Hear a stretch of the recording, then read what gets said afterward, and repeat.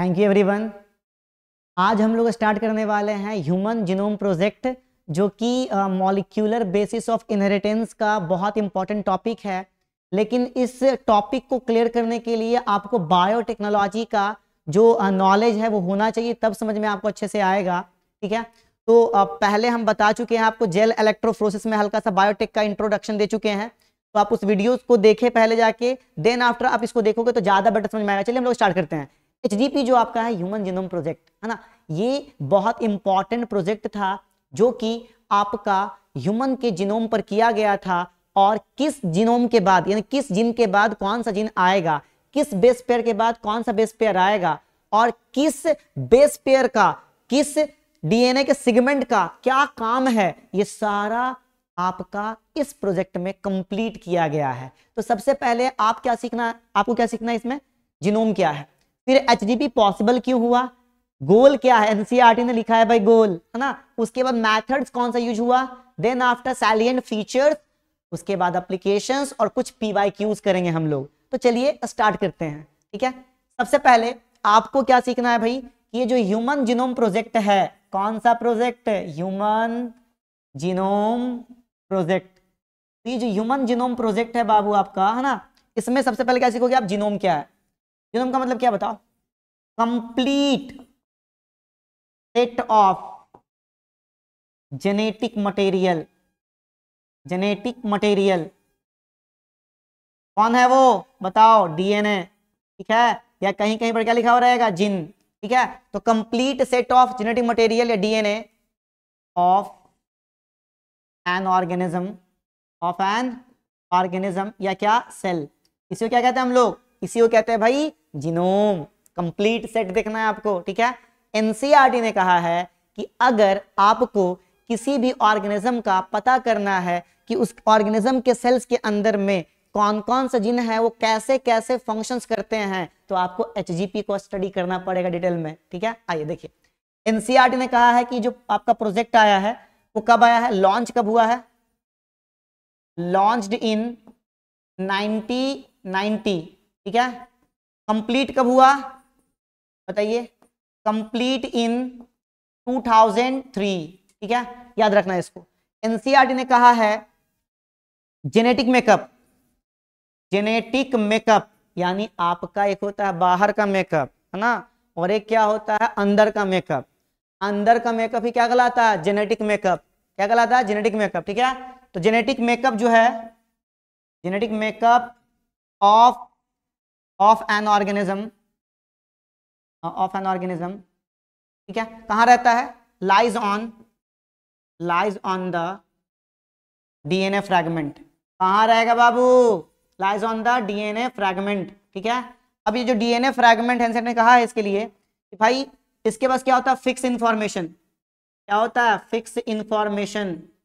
ठीक है, और क्या होता है, इंफॉर्मेशन किसके लिए, इंफॉर्मेशन, या ऐसे कर सकते हो कोड ना, जस्ट कोडॉन होता है ना, याद करो आप, पढ़ा होगा आपने पीछे, है ना, कोडॉन। तो कोड क्या, code for protein synthesis. Code for क्या, प्रोटीन सिंथेसिस। इसको प्रोटीन सिंथेसिस नहीं लिखे, क्या लिख सकते हैं, ट्रांसलेशन। याद करो आप ना, पढ़ा होगा ट्रांसलेशन ऑफ प्रोटीन। क्या, तो ये एनसीईआरटी की लाइन है। जेनेटिक मेकअप किसी भी ऑर्गेनिज्म का कहां रहेगा भाई, डीएनए फ्रैगमेंट पे। इसके पास क्या है, फिक्स इंफॉर्मेशन है। डीएनए के फ्रैगमेंट पे फिक्स इंफॉर्मेशन है, वो इंफॉर्मेशन चेंज नहीं होगा, फिक्स है वो। ठीक है, बस मेरी बढ़ेगा नहीं घटेगा नहीं, फिक्स है कि हाँ ये वाला फ्रैगमेंट ये काम करेगा तो वही काम करेगा, एक्स्ट्रा नहीं लगाना दिमाग। ठीक है, उसके बाद कोड है किसका, कोडॉन के रूप में, प्रोटीन बनाने के लिए। क्या बनाने के लिए, प्रोटीन, ट्रांसलेशन की हेल्प से बनाएगा वो। कब हुआ लॉन्च, ये 1990 में, है ना। कब कंप्लीट हुआ, 2003 में, ऑलमोस्ट कंप्लीट हुआ, पूरा नहीं बोल सकते। ठीक है, क्योंकि लास्ट कंप्लीशन हुआ था क्रोमोसोम 1 का पूरा होने के बाद, जो कि कब हुआ था, 2006 में हुआ था। चलिए आगे बढ़ते हैं। अब आपको क्या सीखना है, यहां सीखना है एचजीपी जो है पॉसिबल कैसे हुआ। एचजीपी जो है वो पॉसिबल कैसे, क्यों हुआ पॉसिबल, पॉसिबल होने का मेन रीजन क्या था, सुनो ध्यान से। एनसीईआरटी ने कहा है ना, एचजीपी पॉसिबल हुआ, एचजीपी पॉसिबल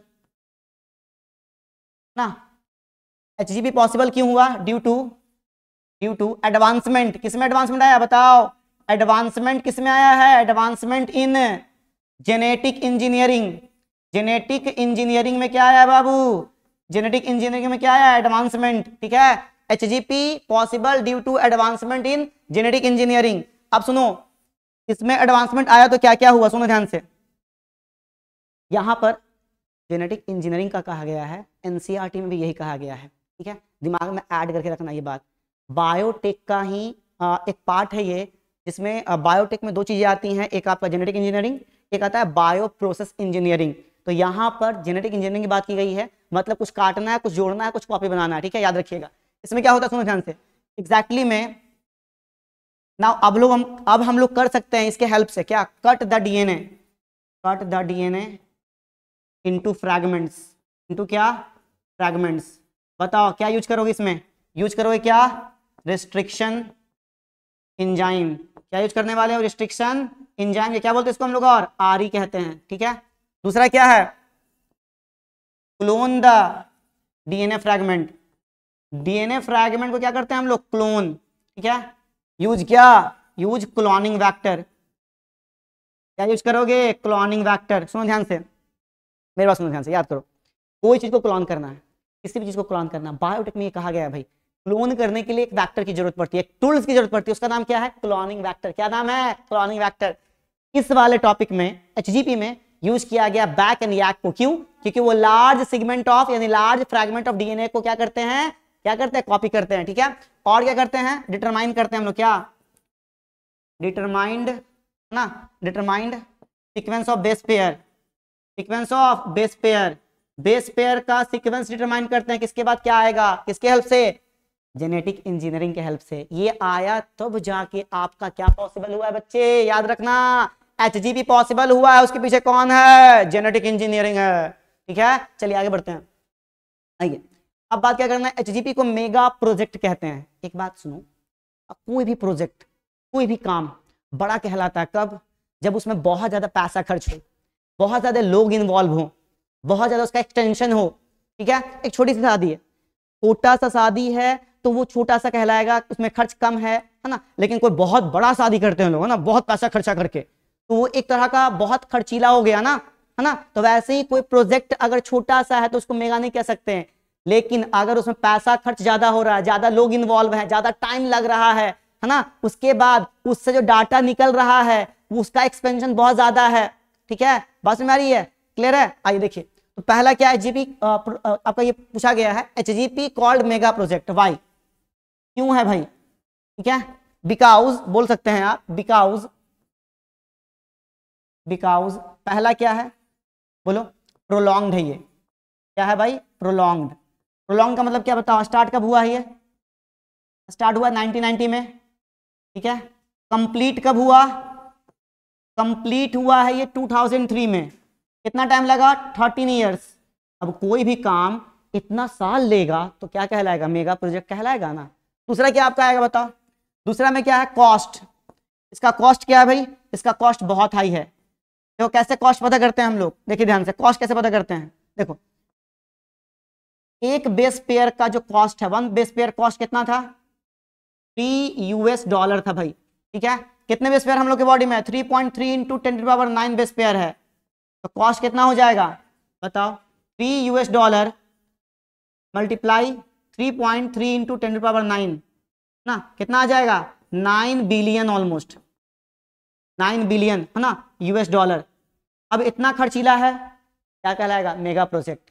अब इस खर्च को पूरा करने के लिए कुछ कंपनी आई आपकी, कुछ क्या आई, कंपनी आई, है ना, कौन था वो, US department of energy, US department of energy ना। उसके बाद और कौन आया, दूसरा में कौन आया बताओ, एक पहला है ना, पहला है ये, कौन है बाबू, पहला कौन है ये, पहला है ए में, है ना, पहला है ये। बी में कौन आएगा, वेलकम ट्रस्ट यूके, कौन आएगा, वेलकम ट्रस्ट यूके, ठीक है। मेजर, ये मेजर में आता है, बहुत ज्यादा पैसा खर्च किया है ये, ठीक है। तीसरे में कौन आता है, तीसरे में आपका आता है national institute of health, institute of health. ये 3 कंपनी आई तो क्या कहलाएगा, ये कहलाएगा ना मेगा प्रोजेक्ट। बड़ी बड़ी कंपनियां आ रही हैं भाई काम करवाने के लिए, है ना, काम के लिए पैसा दे रही हैं कि लो भाई, है ना, हमें भी अपने अंदर क्या कर लो, ऐड कर लो, पैसा दे रहा है ये, है ना। उसके अलावा क्या आया फोर्थ में, कंट्रीज, है ना, many countries involve, many countries involve. कौन कौन सी कंट्री है याद रखना, कभी कभी पूछ सकता है आपसे, है ना। पहला आपका कौन है, जापान एक है ना, कौन है, चाइना है, कौन है, फ्रांस है, कौन है, जर्मनी है। ये सारी आपके क्या हैं, ये सारे आपके क्या हैं, एक मिनट, ये सारे क्या हैं बाबू आपके, ये सारे आपके कौन है बता दो, जर्मनी, ये सब क्या है आपके कंट्रीज है जो इन्वॉल्व हुई हैं, ठीक है। तो प्रोलॉन्ग्ड है पहला, दूसरा कॉस्ट हाई है, तीसरा क्या है, बहुत सारा कंपनी आया, और फोर्थ में क्या है, बहुत सारे कंट्रीज इन्वॉल्व हुए हैं, ठीक है। फोर्थ में क्या है, बहुत सारे कंट्रीज इन्वॉल्व हुए हैं।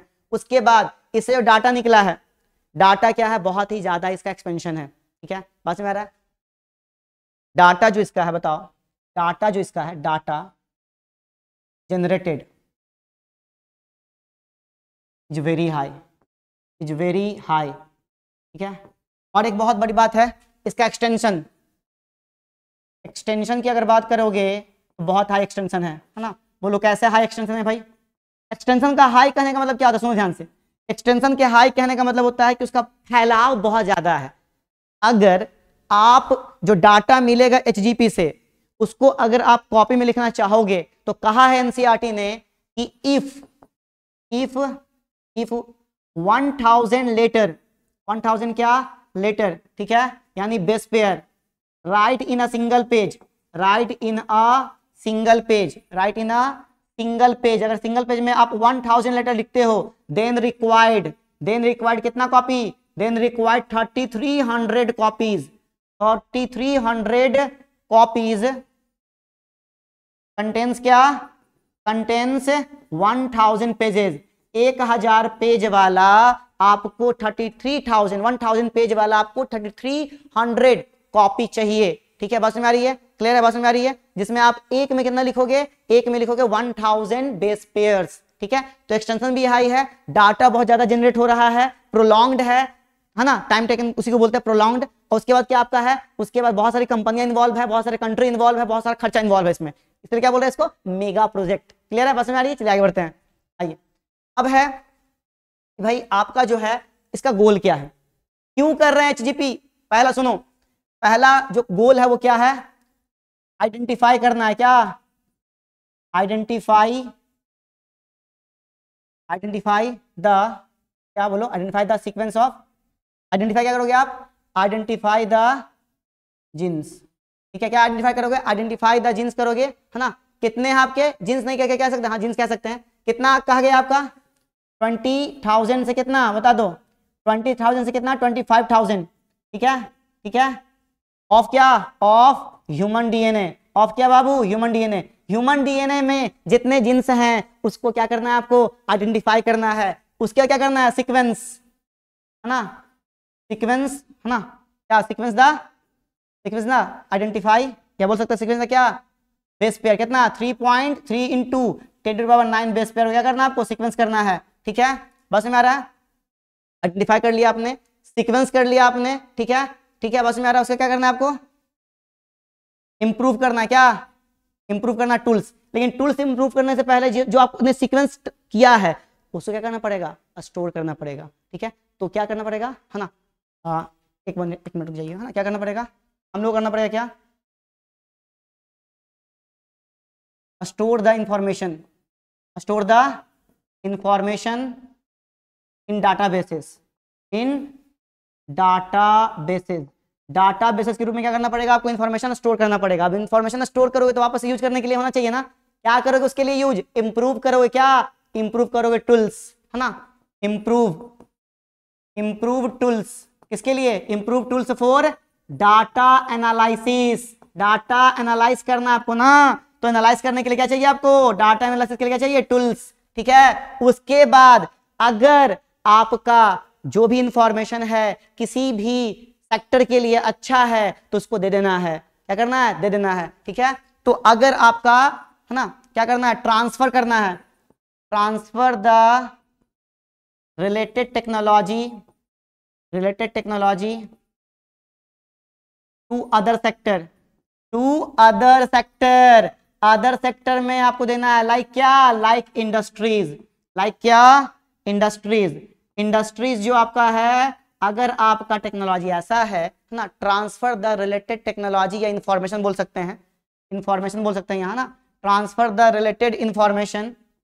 कहाँ देना आपको ये इंफॉर्मेशन? अगर आपको कोई इंफॉर्मेशन मिला जो किसी इंडस्ट्री के लिए अच्छा है, आपको उसको ट्रांसफर कर देना है, करना आपको ट्रांसफर। तो पहला क्या सीखा आपने? आइडेंटिफाई करना जीन्स को। कितने जीन्स है?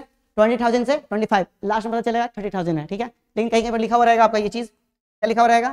कहीं लिखा रहेगा 25,000 से 30,000, ठीक है। लेकिन एनसीईआरटी में यही है, एनसीईआरटी में यही है भाई, याद रखना, ठीक है। फिर सीक्वेंस किया आपने इतने बेस पेयर को, फिर क्या किया? स्टोर किया इन्फॉर्मेशन को डाटाबेस के रूप में, इंप्रूव किया टूल्स ताकि आपको वो उसको एनालाइज कर सके। उसके बाद ट्रांसफर करना है जो भी आपका रिलेटेड इंफॉर्मेशन है, किसको? अदर सेक्टर्स को, जैसे कि इंडस्ट्रीज। उसके बाद क्या है? एड्रेस करना है, किसको? एड्रेस द इथिकल, लीगल ना and social issues, social issues which में, इसको क्या बोला गया? इस पूरे को कलेक्ट करके क्या कहा गया? सुन लीजिए ध्यान से, इस पूरे को ethical, legal and social issues को कलेक्ट क्या करके एनसीईआरटी ने कहा है? E for ethical, L for legal, है ना, और इथिकल, लीगल और क्या है ना, ethical, legal, social issues, SI, ठीक है। एनसीईआरटी ने कहा है इसके लिए, ठीक है। तो address the ethical, legal and social issues, किस लिए? है ना, किस लिए किया जा रहा है? which arise from प्रोजेक्ट, ताकि किसी तरीके का कोई दिक्कत ना हो, ठीक है। और एक लाइन है लास्ट, बस जान लीजिए, एक लाइन और है, एक मिनट सुन लीजिए, है ना। एक लाइन इसमें और ऐड कर लेते हैं हम लोग यहाँ पर कि भाई only 0.1% difference in base pair of two different human, दो डिफरेंट ह्यूमन में सिर्फ 0.1% का डिफरेंस होता है।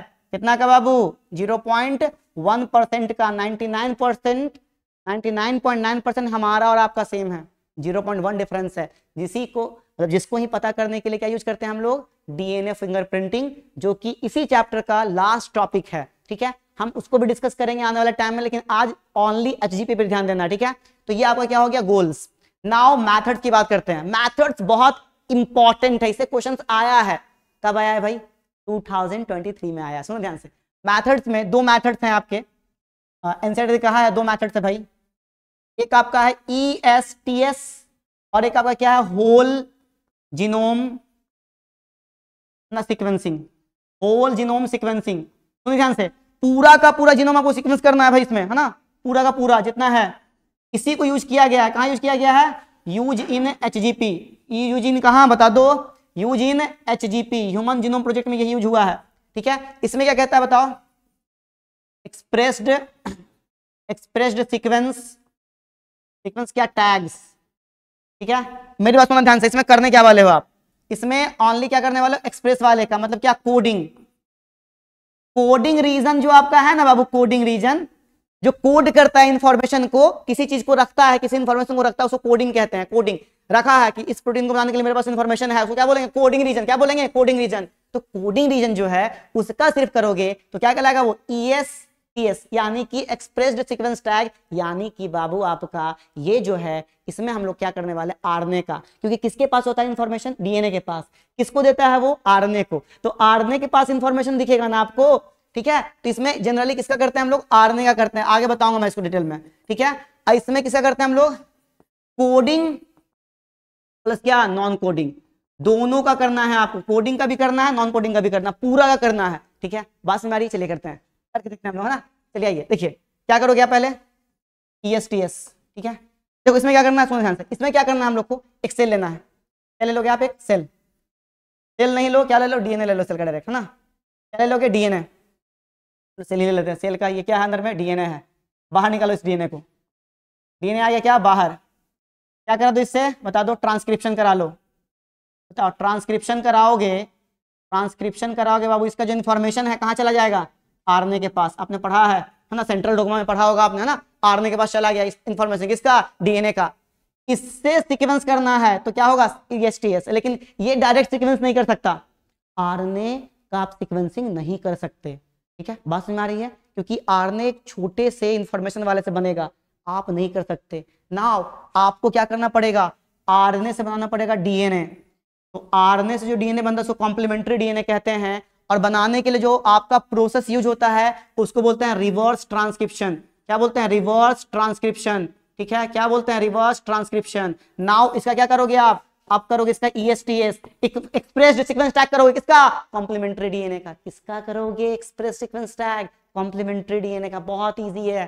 ठीक है, बायोटेक्नोलॉजी वाले बच्चे जो आगे जाते हैं एग्जैक्टली में ग्रेजुएशन में, उनको ये अच्छे से समझ में आता है क्योंकि उनको कट करके दिखाया जाता है। ठीक है, बात समझ में आ रही है? आगे बढ़ते हैं हम लोग। ESTS कंप्लीट हो गया, इससे क्वेश्चन आया है 2023 में। ठीक है, आइए देख लेते हैं, क्वेश्चन देख लेते हैं हम लोग, है ना। आइए, ये रहा, क्या बोला? Expressed sequence tag ESTS refers to. बता दो क्या किया आपने, क्या किया आपने अभी? एक्सप्रेस ऑल जिन किसके पास? आरएनए के पास। आरएनए के पास था, उसको आपने क्या किया? आपने उस जिन को क्या किया? एक्सप्रेस्ड किया है। वही एक्सप्रेस्ड जो आपका जिन है ना, आरएनए के रूप में, उसी को बोलते हैं हम लोग क्या? ESTS, है ना। बात समझ आ रही है? क्वेश्चन बना लिया आपने एक 2023 का क्वेश्चन बना लिया। कैसा लगा आपको? अच्छा लगा होगा। चलिए आगे आते हैं, है ना। अब अगले मेथड पे बात करते हैं हम लोग। ये मेथड सीख लिया आपने, इसको सीखते हैं हम लोग, है ना। ठीक है, किसको?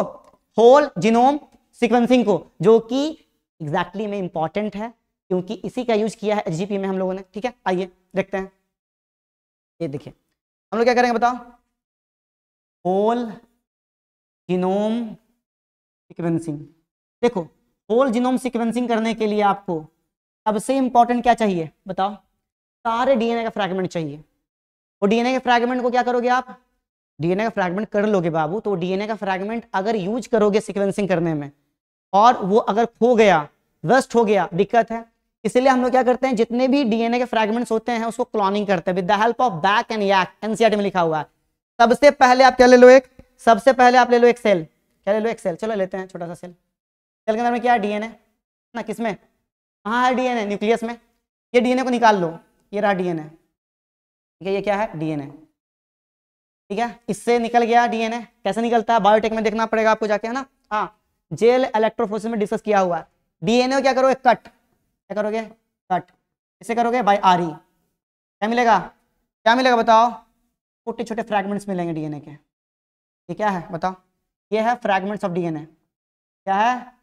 Fragments of DNA. डीएनए का फ्रैगमेंट मिल गया आपको बाबू। ठीक है, क्या कराओगे बताओ? क्या क्या कराओगे? क्लोनिंग ना। यूज क्लोनिंग कराओगे। क्या यूज करोगे? यूज बैक एंड क्या? यैक। यूज क्या करोगे बताओ? बैक एंड क्या? यैक। बता दो बैक का फुल फॉर्म बताओ। बैक का फुल फॉर्म क्या होता है बताओ? याद होगा आप लोग को, है ना, पढ़ा होगा आप लोगों ने। बोलो। बैक्टीरियल आर्टिफिशियल, बैक्टीरियल आर्टिफिशियल क्या? क्रोमोसोम। ठीक है, बात समझ आई है? बात समझ में आपको आ रही है? बैक्टीरियल आर्टिफिशियल क्रोमोसोम, इसका क्या होगा? ईस्ट आर्टिफिशियल, है ना। आर्टिफिशियल क्या? क्रोमोसोम। आर्टिफिशियल क्या? क्रोमोसोम। ठीक है, बस में आ रहा है। क्लोनिंग करेंगे इन सब का यूज करके। क्या मिलेगा आपको? बहुत सारा। बताओ क्या मिलेगा? बताओ, बता दो क्या मिलेगा, है ना। क्या मिलेगा? फ्रैगमेंट ऑफ डीएनए, बहुत सारा। तो आपको क्या मिल गया बताओ? फ्रैगमेंट ऑफ बता दो क्या मिलेगा? फ्रैगमेंट ऑफ डीएनए, है ना। अब क्या करना है इसको? फ्रैगमेंट ऑफ डीएनए क्या करना है? बोलो। फ्रैगमेंट ऑफ डीएनए को क्या करना है आपको? बता दो। फ्रैगमेंट ऑफ डीएनए को क्या करना है आपको? बताओ, बता दो बाबू। फ्रैगमेंट ऑफ डीएनए को क्या करोगे आप? सीक्वेंस करना है ना। चलो आ जाओ, देखो ध्यान से कैसे करते हैं सीक्वेंस। फ्रैगमेंट ऑफ डीएनए को सीक्वेंस कैसे करोगे आप? ये फ्रैगमेंट ऑफ डीएनए को सीक्वेंस करना है ना। क्या करना है? सीक्वेंस करना है। तो बोलो, सीक्वेंस करने के लिए क्या करेंगे बताइए? फ्रैगमेंट ऑफ डीएनए, है ना, सीक्वेंस करना है। क्या करना है? सीक्वेंस यूजिंग क्या? क्या करोगे यहाँ पर बताओ? सीक्वेंसिंग। क्या करोगे आप? सीक्वेंसिंग। किसका? सीक्वेंस ऑफ किसका बताओ? Sequence of DNA fragment. Sequence of क्या? DNA fragment. ठीक है, सीक्वेंस ऑफ क्या? थोड़ा लैंग्वेज गड़बड़ हो गया, चलिए देख लेते हैं। सीक्वेंस ऑफ क्या? बोलो। DNA fragment. डीएनए फ्रैगमेंट क्या करना है आपको? सीक्वेंस करना है। सीक्वेंस ऑफ क्या? DNA fragment. क्या करोगे? यूज। एनसीईआरटी ने कहा है यूजिंग क्या करने के लिए बोला है एनसीईआरटी ने? Automated DNA sequencer. क्या करोगे? Using automated DNA sequencer. क्या यूज करोगे? Automated DNA sequencer. ठीक है, मैं एक बात करूंगा, थोड़ा सा बात करते हैं ना, इसको कंप्लीट कर लेते हैं। यूजिंग ऑटोमेटेड डीएनए सीक्वेंसर हम लोग को करना है। ठीक है, अब बताओ ये जो है कैसे करता है? विद द हेल्प ऑफ, है ना, या बोल सकते हैं कैसे करता है? ऑन द बेसिस ऑफ, बताओ कैसे करता है? ऑटोमेटेड डीएनए सीक्वेंसर करने के लिए आपको, इसका यूज करने के लिए आपको क्या यूज करना पड़ेगा? कौन सा मेथड? यूज, बोलो, सैंगर मेथड, है ना, ऑन द बेसिस ऑफ क्या? Sanger method. सैंगर मेथड जो है आपका किन्होंने दिया था? देखो यहाँ थोड़ा सा देख लेते हैं। फ्रेडरिक सैंगर नाम के साइंटिस्ट थे, है ना, साइंटिस्ट थे, उसको बायोकेमिस्ट कहते हैं। क्या थे ये? बायोकेमिस्ट। ठीक है, ये जो थे 1958 में इनको मिला था नोबेल प्राइज, और 1980 में मिला था नोबेल प्राइज। 2 नोबेल प्राइज, एंसेटन लिखा है इसको, 2 नोबेल प्राइज इनको मिला था। कितने?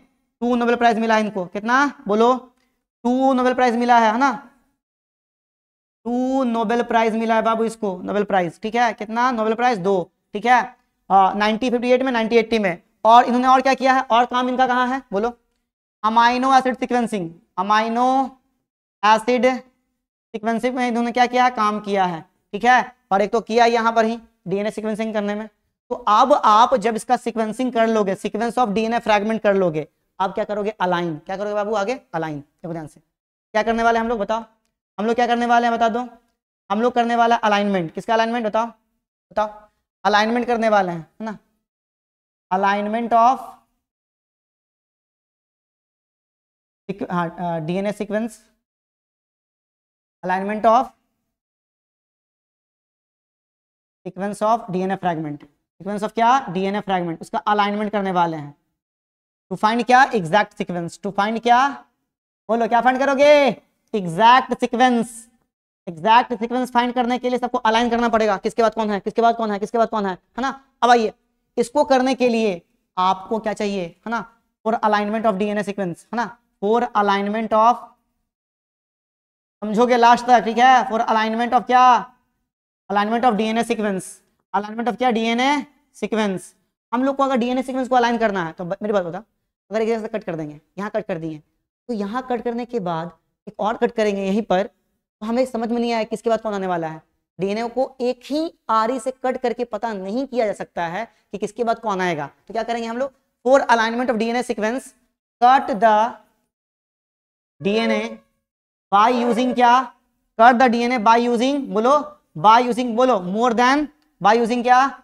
मोर देन 2 आरी, एंड फॉर्म क्या? एंड फॉर्म क्या? And form more than, and form क्या? बोलो, मोर देन क्या? More than 2 different size of fragment, different size of DNA fragment. DNA fragment हमको ज्यादा तरह का चाहिए, ठीक है, ताकि अलाइनमेंट कर सके, अब अलाइनमेंट जब डन हो जाएगा, है ना, अलाइनमेंट जब आपका हो जाएगा, अलाइनमेंट क्या? अलाइनमेंट ऑफ डीएनए फ्रैगमेंट जब कर लोगे, डीएनए फ्रैगमेंट, तो इसको आप स्टोर नहीं कर सकते, आप लिख नहीं सकते आप किसके बाद कौन आने वाला है। तो alignment of DNA fragment done हो गया, देन क्या करोगे? देन यूज कंप्यूटर प्रोग्राम, है ना, कंप्यूटर प्रोग्राम, है ना, ठीक है, टू अलाइन देम, है ना, करेक्टली अलाइन करने के लिए क्या यूज करना पड़ेगा? Computer program. एनसीईआरटी ने कहा, मेरे पास सुनो ध्यान से, आपने अलाइनमेंट कर लिया, कट कर लिया, अलग अलग फ्रैगमेंट से अलाइन कर लिया, किसके बाद कौन आएगा। अब आपको क्या करना है? सीक्वेंस करना है कि किसका क्या फंक्शन है, इसका क्या फंक्शन है, आपको करना है क्या? सीक्वेंस। तो सुनिए ध्यान से मेरी बात, असाइन करना है आपको ना, assign the function of different, assign the function of, बोलिए, डिफरेंट क्या? Different fragment of DNA, different क्या? डिफरेंट फ्रैगमेंट ऑफ, बोलो, डिफरेंट फ्रैगमेंट ऑफ, बोल दो, डिफरेंट फ्रैगमेंट ऑफ क्या? डीएनए। आपको डिफरेंट फ्रैगमेंट ऑफ डीएनए के फंक्शन को असाइन करना है भाई, किसका क्या काम है, ठीक है, कॉल्ड क्या? इंसिडेंट क्या है इसके लिए? कॉल्ड क्या? सीक्वेंस एनोटेशन, कॉल्ड क्या? Sequence annotation. और इससे भी नीट 2022 में क्वेश्चन आया है, चलिए कर लेते हैं हम लोग, चलिए आइए देखते हैं, है ना। देखो ये कहां हो रहा है पहले समझ लो, ये हो कहां रहा है बताओ, whole genome, whole genome sequencing में। होल जीनोम कहां सीक्वेंसिंग में हो रहा है, ठीक है, कहां हो रहा है, होल जीनोम सीक्वेंसिंग में, क्योंकि एचजीपी में यही यूज हो रहा है भाई ना। एचजीपी में कौन यूज हो रहा है बच्चे, आपका होल जीनोम सीक्वेंसिंग, ठीक है, आप कर लोगे, सीक्वेंसिंग कंप्लीट कर लोगे, ठीक है। अब सुनो मेरी बात ध्यान से, एक क्वेश्चन कर लेते हैं पहले, है ना, क्वेश्चन कर लेते हैं, देखो ध्यान से, बड़ा अच्छा सा क्वेश्चन है ये, देखो ना, ये बोला है आपका, क्या बोला है देखो ध्यान से, यहाँ आपका जो है यहाँ क्या बोला है, याद करिए, यहाँ ध्यान से देखिए, आपका क्या बोला है यहाँ देखो, अगर जेनेटिक्स यानी जेनेटिक का स्टडी करने वाले है ना, ब्लाइंड अप्रोच रखते हैं सीक्वेंस करने के लिए होल जीनोम को किसी ऑर्गेनिज्म का, ब्लाइंड अप्रोच, भाई आराम से करेंगे ना, पूरे का करेंगे, कोई दिक्कत नहीं है, कोडिंग नॉन कोडिंग कोई दिक्कत नहीं, सबका कर लेंगे हम लोग, ठीक है, कर लेंगे। तो बोला गया असाइनमेंट ऑफ क्या, function of different segment of DNA करना है आपको, असाइन करना है, किसका क्या काम है, कौन सा method, methodology adopted by him, जो मेथड वो अडॉप्ट करेंगे कौन, जेनेटिक्स, वो क्या कहलाएगा, सीक्वेंस एनोटेशन, क्या कहलाएगा, सीक्वेंस एनोटेशन। अब मेरी बात सुनो ध्यान से, एचजीपी करने के दौरान आपका एक नया एरिया डेवलप हुआ बायोलॉजी में, उसको बोलते हैं बायो इन्फॉर्मेटिक्स। तो याद रखना यहाँ पर क्या, during HGP a new area बोल सकते हैं, अ न्यू एरिया अराइजेज ना, अराइजेज विच हेल्प इन क्या, which help in data analysis, retrieval and use.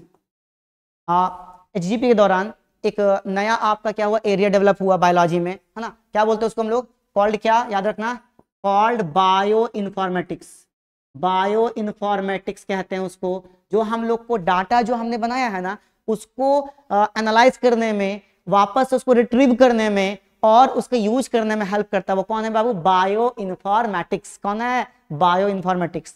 आपने सीख लिया एचजीपी पॉसिबल क्यों है, आपने सीखा इसका गोल क्या है, आपने सीखा इसका मेथड क्या है, नाउ हमने क्वेश्चंस भी कर लिया, नाउ आप लोग क्या करिएगा, सैलिएंट फीचर्स जो इसका है और एप्लीकेशन वो बात कर लेते हैं, और कुछ ऐसे ऑर्गेनिज्म जिसका भी जीनोम पता किया गया, जिसका भी जीनोम प्रोजेक्ट किया गया है ना एचजीपी के साथ, या उसके पहले या उसके बाद, है ना, तो वो बात कर लेते हैं हम लोग। आइए देखिए, वो आपका क्या है, सैलिएंट फीचर से आपका बाबू देखो ध्यान से, सैलिएंट फीचर जो आपका है क्या कहता है एनसीईआरटी, सुन लीजिए ध्यान से, एनसीईआरटी कहती है कि सबसे इंपॉर्टेंट क्या आपका है कि जो ह्यूमन है उसके पास जो जीनोम है उसके पास इतना मिलियन बेस पेयर है, 3164.7 बेस पेयर, है ना, मिलियन बेस पेयर, इसको कहीं कहीं लिखा हुआ है क्या, 3000 base pair, 3000 million base pair लिखा हुआ है, इतना याद रखिएगा।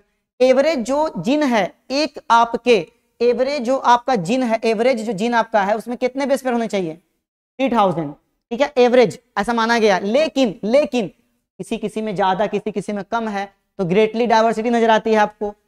डिस्ट्रोफिन जो आपका है इसमें कितना है, 2.4 मिलियन बेसेस जो आपका वाई क्रोमोसोम पे रहता है, ठीक है। उसके बाद आपका जो टीडीएफ है, ट्रांसफर डिटरमाइनिंग फैक्टर, ये भी एक आपका क्या है, ये भी आपका एक जीन है जो एक्स पे रहता है, बात करेंगे हम लोग, है ना, बस मेरे टीडीएफ जो आपका है वाई पे रहता है, ये एक्स पे रहता है, ठीक है। आइए बात समझते हैं, टीडीएफ में कितना होता है बोलो, 14 बेस पेयर, कितने, 14 बेस पेयर, इसमें तो पता आपको है ही, ये थोड़ा एक्स्ट्रा है लेकिन जानना है आपको, ठीक है, ये याद मत रखना एक्स वाई क्या है, आपको याद रखना है डिस्ट्रोफिन पे सबसे ज्यादा और टीडीएफ पे सबसे कम, ठीक है, टीडीएफ पे सबसे कम। आइए, टोटल जो नंबर ऑफ जीन्स है एस्टिमेट किया गया कितना, एस्टिमेटेड एज 30,000, ठीक है, much lower than previous estimated, पहले जो एस्टिमेट किए थे हम लोग कि 80,000 होगा, है ना, 80,000 होगा या 1,40,000 होगा, लेकिन मिला कितना भाई, कितना मिला, 30,000, कितना मिला, 30,000, ठीक है, बात समझिएगा, बस मेरा 99% जो आपका है न्यूक्लियोटाइड बेसेस एग्जैक्टली सेम है, हम सभी में,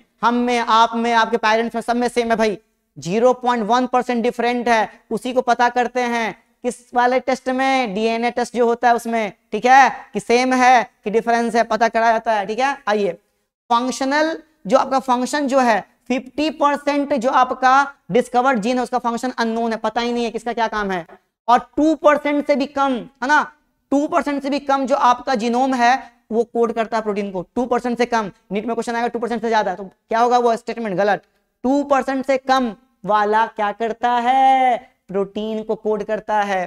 रिपीटेड सीक्वेंस बार बार रिपीट करता है, यही वाला मान लो कि ये GAACCC है ना, ये बार बार रिपीट करेगा, क्या बोलेंगे इसको, इसको बोलेंगे हम लोग क्या, रिपीटेड सीक्वेंस।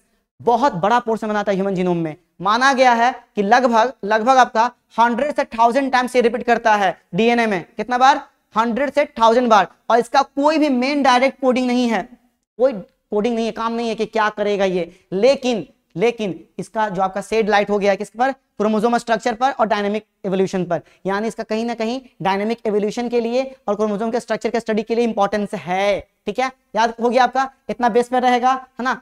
एवरेज जो आपका जिन में बेसेस होना चाहिए इतना होना चाहिए, ठीक है। सबसे ज्यादा किसके पास है, डिस्ट्रोफिन के पास, सबसे कम किसके पास है, TDF के पास, ठीक है। टोटल नंबर ऑफ जिन कितना होना चाहिए, 30,000 है, ठीक है। पहले पता कितना था, 80,000 या 1,40,000, ठीक है।